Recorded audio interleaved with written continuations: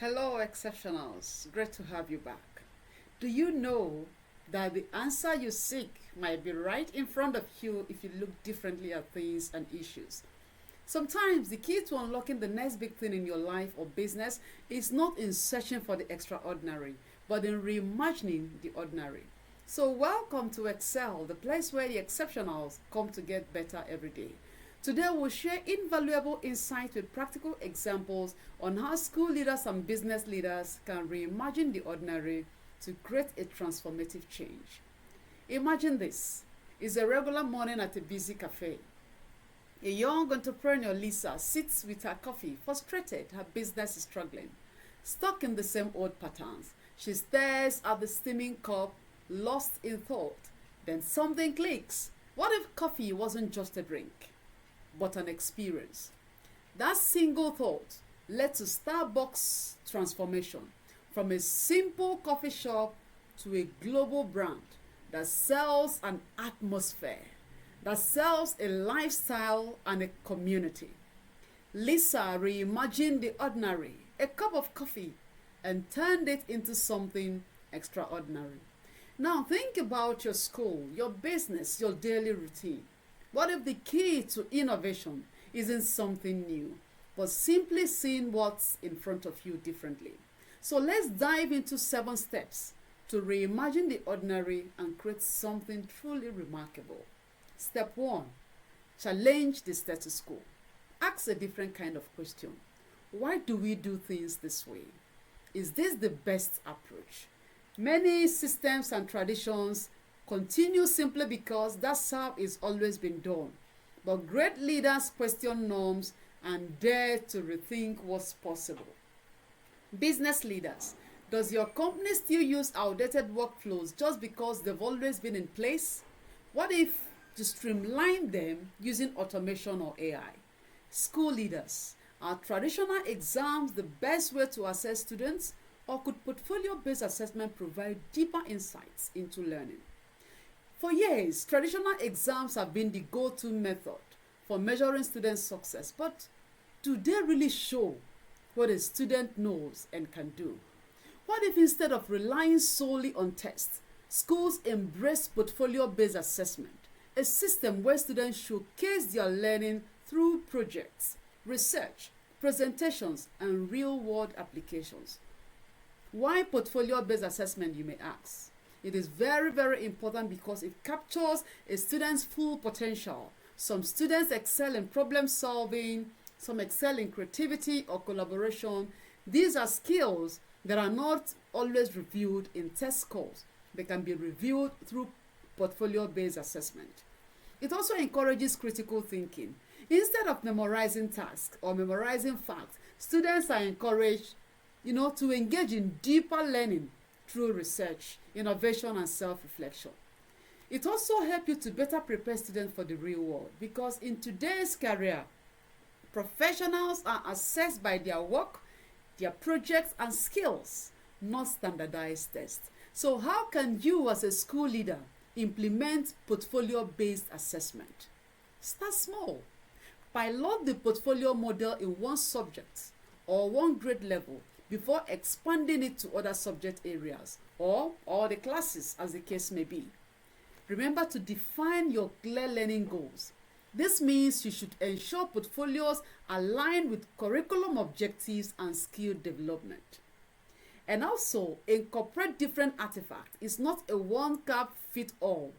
By this, I mean that portfolios should include essays, projects, videos, artworks, case studies, and reflections, whatever works for your school. Use digital tools by exploring platforms like Google Sites, Seesaw, or Mahara, which allow students to build digital portfolios. Don't forget to train your teachers and students. Help them to shift from traditional grading to assessing deep learning and creativity. Our team will be happy to help your team through this transformative journey. Just send an email to eduiconsconsult@gmail.com to get started. Then engage parents and the community to bring everybody on board. Allow students to present their portfolios in student-led conferences showcasing their growth. For example, instead of a final math test, get your students to create a video explaining how they use algebra to solve a real life problem. This will make them not to see math as an abstract, but something that can actually be applied in real life scenario. So what's your actionable tip for this first step? Identify one course or subject where portfolio-based assessment could replace or complement traditional exams. Work with teachers to develop a plan to pilot it this term. Or you can list 3 routine practices in your school of business and ask, is this the best way or just the familiar way? Thought-provoking, right? Step 2, see possibilities, not limitations. You need to shift your mindsets. Shift your mindset from this is how it is to what if. Ordinary thinkers focus on constraints. Visionary leaders focus on potentials.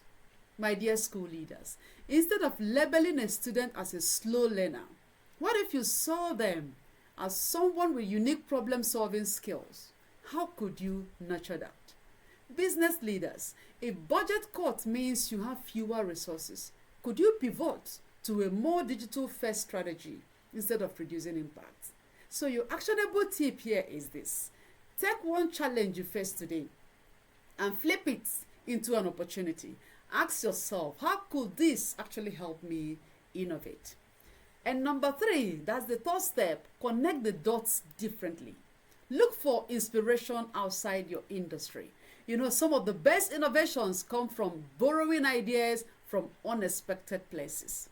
School leaders, could gamification techniques from video games make learning more engaging? You can give that a thought.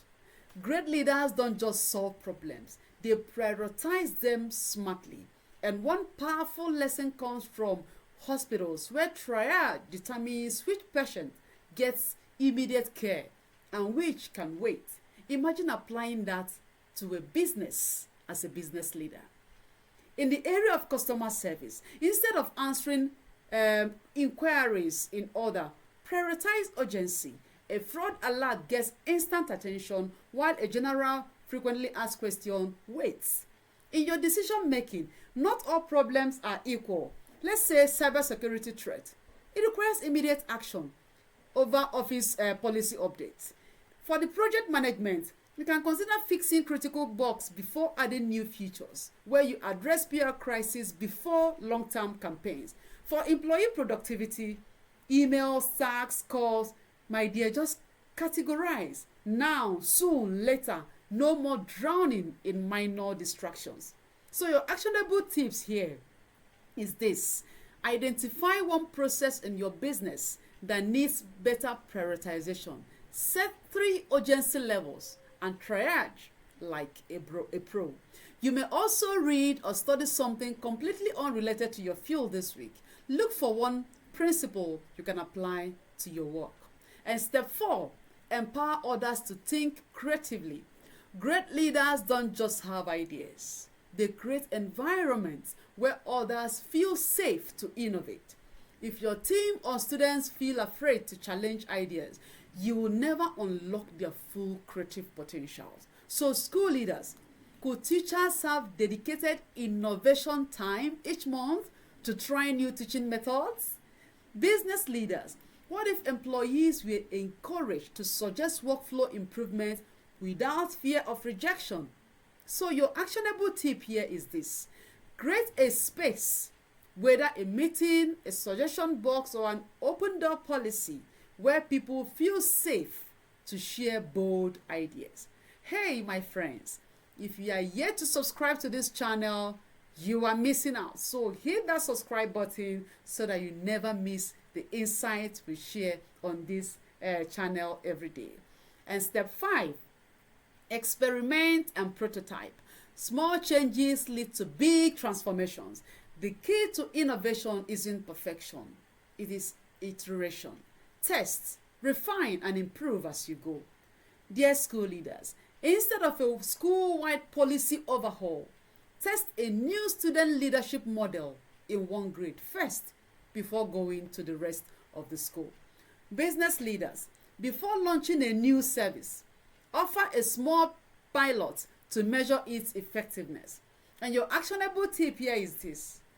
What is one small low-risk experiment you can try this month? You can leave that comment in the section.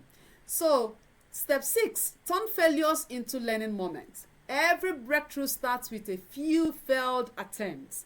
Failure isn't a stop sign, it's a stepping stone. The greatest leaders don't avoid failures, they learn from it. So, school leaders, a new classroom strategy didn't work. Instead of scrapping it out, ask students what did work and what we can adapt to this. Business leaders, if a campaign failed, instead of abandoning the idea, analyze the data to see what can be improved. Your actionable tip here is this. Start a lesson learned journal to document insights from mistakes and share them with your team. This could be a game changer for you. And step 7, commit to continuous reimagining.